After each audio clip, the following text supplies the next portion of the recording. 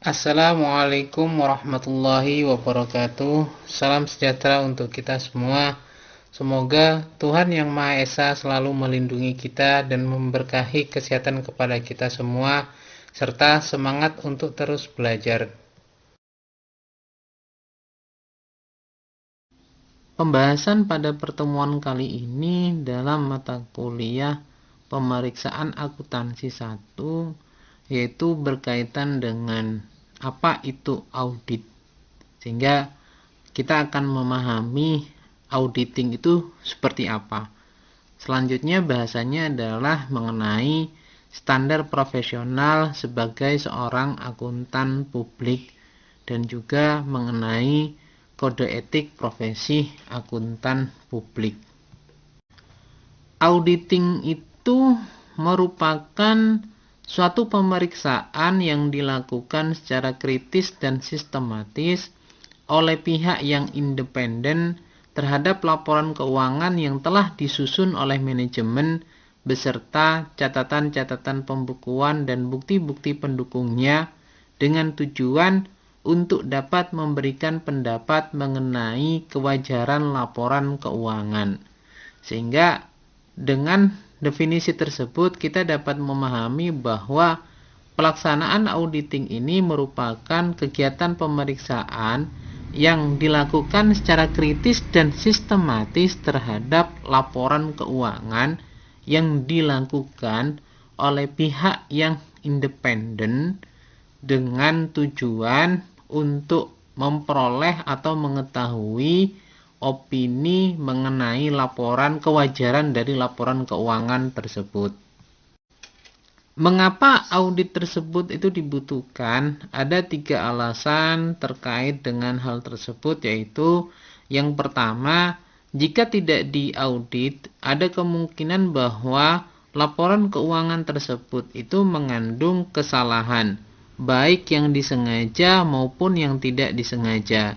Yang kedua, laporan keuangan yang belum diaudit kurang dapat dipercaya kewajarannya oleh pihak-pihak yang tentunya berkepentingan dengan laporan keuangan tersebut.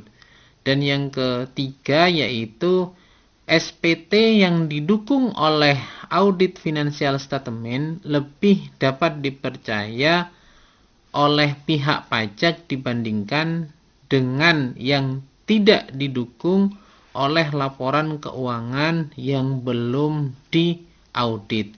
Itu alasan mengapa audit sangat dibutuhkan terhadap sebuah laporan keuangan. Berdasarkan luasnya pemeriksaan, ada 2 jenis audit yang dapat kita pahami, yaitu general audit atau pemeriksaan umum dan special audit atau pemeriksaan khusus. Apa itu general audit? General audit merupakan suatu pemeriksaan umum atas laporan keuangan yang dilakukan KAP independen dengan tujuan untuk bisa memberikan pendapat mengenai kewajaran dari laporan keuangan secara keseluruhan.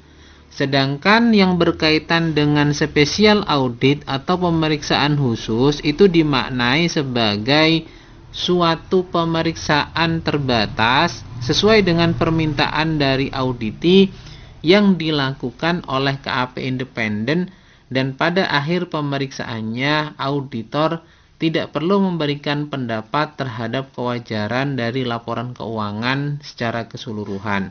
Pendapat yang diberikan hanya terbatas pada pos atau masalah yang diperiksa oleh pihak auditor tersebut. Itu jenis audit berdasarkan luas pemeriksaannya.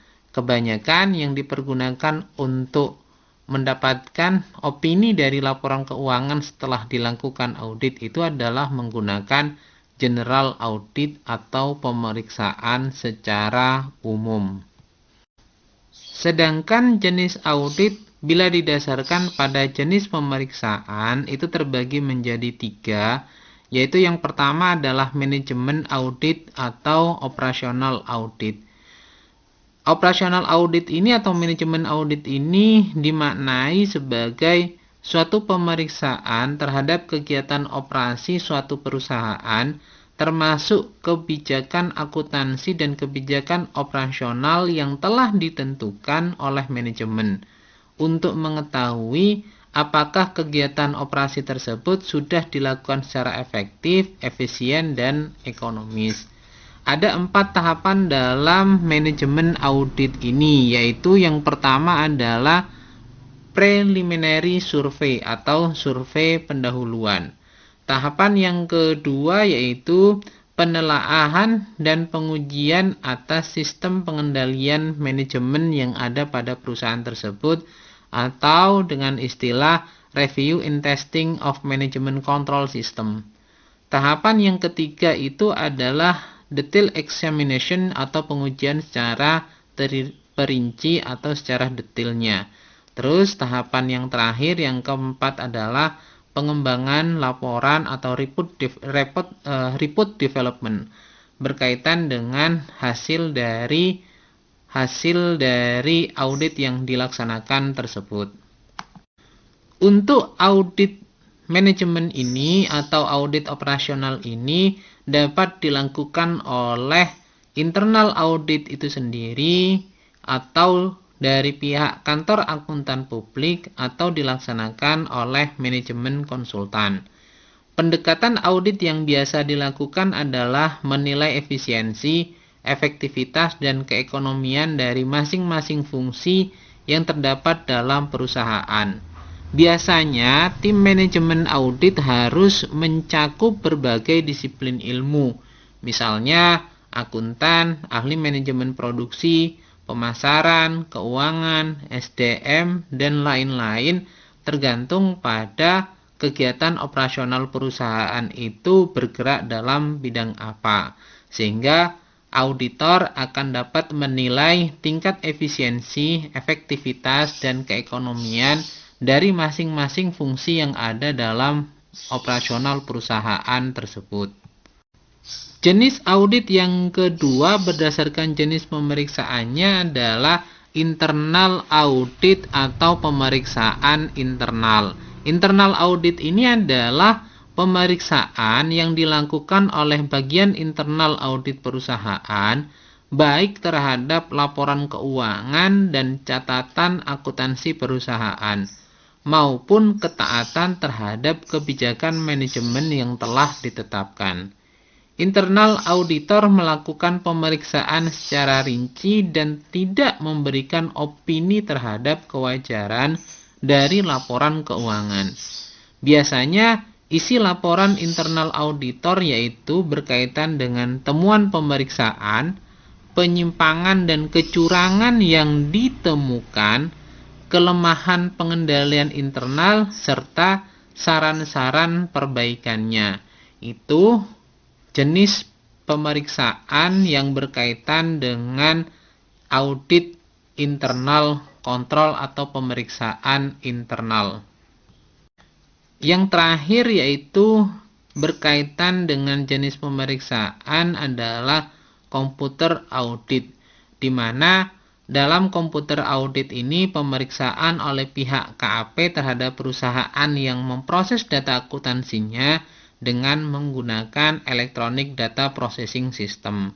Biasanya ada 2 metode yang bisa dilakukan oleh auditor, yaitu yang pertama adalah audit around the computer dan yang kedua adalah audit through the computer. Untuk yang audit around the computer itu biasanya auditor hanya memeriksa input dan output dari EDP system tanpa melakukan tes terhadap proses dalam EDP system tersebut. Yaitu pihak auditor itu hanya memeriksa input dan outputnya saja. Sedangkan sistem yang berjalan di dalam sistem tersebut itu untuk melakukan pemrosesan sehingga menghasilkan sebuah output itu tidak dilakukan pemeriksaan. Sedangkan kalau yang kedua, metode yang kedua yaitu berkaitan dengan audit through the computer, biasanya auditor memeriksa input dan output serta melakukan tes terhadap proses EDP-nya, biasanya dilakukan secara general control atau dengan application control. sehingga dapat melihat bahwa input, proses, dan outputnya. Berkaitan dengan standar auditing itu ada 10 yang terbagi menjadi standar umum, standar pekerjaan lapangan, dan standar pelaporan. Nah, untuk standar umum itu ada 3, yaitu yang pertama adalah audit harus dilaksanakan oleh seseorang atau lebih yang memiliki keahlian dan pelatihan teknis yang cukup sebagai seorang auditor. Dan yang kedua, dalam semua hal yang berhubungan dengan perikatan, independensi dalam sikap mental harus dipertahankan oleh auditor. Dan yang ketiga, dalam pelaksanaan audit dan penyusunan laporannya, auditor wajib menggunakan kemahiran profesionalnya secara cermat dan seksama. Berkaitan dengan standar auditing pada subbab standar pekerjaan lapangan itu terbagi menjadi 3, yaitu yang pertama adalah pekerjaan harus direncanakan sebaik-baiknya dan jika digunakan asisten harus disupervisi dengan semestinya. Yang kedua, pemahaman memadai atas pengendalian intern harus diperoleh untuk merencanakan audit dan menentukan sifat, saat, dan lingkup pengujian yang akan dilakukan. Dan yang ketiga adalah bukti audit kompeten yang cukup harus diperoleh melalui inspeksi, pengamatan, permintaan keterangan, dan konfirmasi sebagai dasar memadai untuk menyatakan pendapat atas laporan yang diaudit tersebut. Itu standar pekerjaan lapangan yang termasuk dalam standar auditing. Selanjutnya, berkaitan dengan standar auditing itu adalah standar pelaporan. Dalam standar pelaporan ini ada 4 standar yang dapat dipahami, yaitu yang pertama adalah laporan audit harus menyatakan apakah laporan keuangan telah disusun sesuai dengan prinsip akuntansi yang berlaku umum di Indonesia. Dan yang kedua, laporan auditor harus menunjukkan jika ada ketidakkonsistenan penerapan prinsip akuntansi dalam penyusunan laporan keuangan periode berjalan dibandingkan dengan penerapan prinsip akuntansi tersebut dalam periode sebelumnya. Dalam hal ini, biasanya pihak auditor itu akan memberikan penjelasan mengenai ketidakkonsistenan penerapan prinsip akuntansi tersebut dalam penyusunan laporan keuangan pada periode berjalan dibandingkan dengan penerapan akuntansi pada periode sebelumnya. Hal ini jika ada dan ditemukan oleh pihak auditor.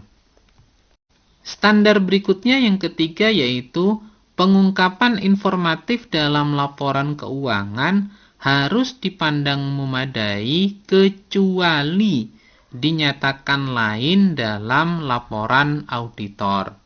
Yang terakhir, yang keempat dalam standar pelaporan ini adalah laporan auditor harus memuat suatu pernyataan pendapat mengenai laporan keuangan secara keseluruhan atau suatu asersi bahwa pernyataan demikian tidak dapat diberikan.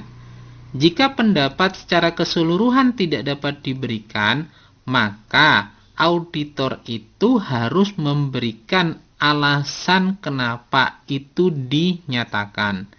Dalam hal ini, auditor dikaitkan dengan laporan keuangan, maka laporan auditor harus memuat petunjuk yang jelas mengenai sifat pekerjaan audit yang dilaksanakan, jika ada, dan tingkat tanggung jawab yang dipikul oleh auditor. Itu 10 standar auditing yang harus dipatuhi para auditor. Berkaitan dengan etika profesi akuntan, ada 6 pernyataan etika profesi yang berkaitan dengan, pertama adalah bahwa seorang akuntan itu harus memiliki karakteristik berupa integritas, objektivitas, dan independensi. Dan yang kedua, seorang akuntan itu harus memiliki kecakapan profesional. Serta yang ketiga adalah dalam hal pengungkapan informasi rahasia klien, maka pihak akuntan publik harus benar-benar menjaga rahasia klien tersebut dan hanya dapat mengungkapkan rahasia klien tersebut hanya kepada para pihak yang berwajib ketika ada kepentingan hukum mengenai masalah klien tersebut. Dan yang keempat yaitu berkaitan dengan iklan bagi kantor akuntan publik, di mana akuntan publik tidak diperkenankan untuk melakukan iklan terhadap aktivitas bagi kantor akuntan publiknya. Dan yang kelima adalah mengenai komunikasi antar akuntan publik, karena dalam hal pelaksanaan audit tentunya akan dilakukan perubahan mengenai pelaksanaan akuntan publik pada seorang klien. Biasanya sekitar 3 tahun atau 3 kali pelaksanaan audit oleh akuntan publik tertentu, maka pada tahun berikutnya, tahun keempat akan dilakukan pergantian kantor akuntan publik yang melakukan audit. Sehingga pastinya akan dibutuhkan komunikasi antar akuntan publik tersebut. Dan yang terakhir yaitu berkenaan dengan perpindahan staf atau partner dari satu kantor akuntan ke kantor akuntan publik lainnya, tentunya akan membawa beberapa hal yang berkaitan dengan rahasia klien, sehingga harus benar-benar menjaga terkait dengan komitmen tersebut. Sedangkan berkaitan dengan prinsip etika profesi ada 8, yaitu berkenaan dengan tanggung jawab profesi, berkaitan dengan kepentingan umum atau kepentingan publik, integritas, objektivitas, kompetensi dan kehati-hatian profesional, kerahasiaan, perilaku profesional, serta standar teknis. Itu merupakan 8 prinsip etika profesi bagi seorang akuntan publik.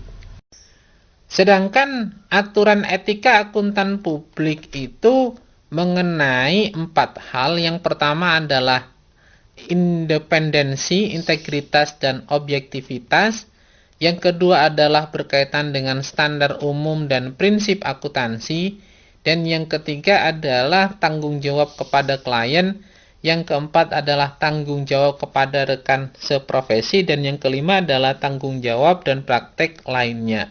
Itu biasanya dibuat suatu aturan dalam aturan etika akuntan publik. Mungkin itu saja materi yang dapat saya sampaikan berkaitan dengan apa itu auditing, apa itu standar profesi akuntan publik, dan etika profesi akuntan publik. Mudah-mudahan dapat dipahami dengan baik. Bila ada hal yang kurang berkenan, mohon maaf sebesar-besarnya. Saya akhiri, wabillahi taufik wal hidayah. Wassalamualaikum warahmatullahi wabarakatuh. Jangan lupa untuk selalu taat dan menjalankan protokol kesehatan dengan baik. Terima kasih.